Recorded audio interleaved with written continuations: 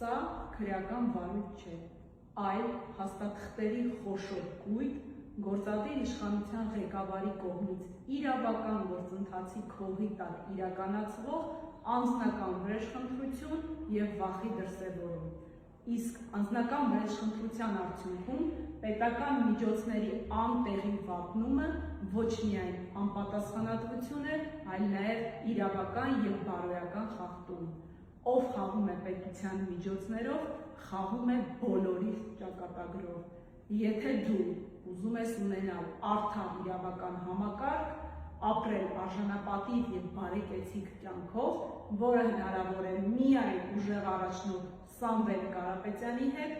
ուրեմն 2026 թվականի ապրիլի 11-ի ժամը 17:00-ին դու ևս պետք է լինես Ազատության հրապարակում։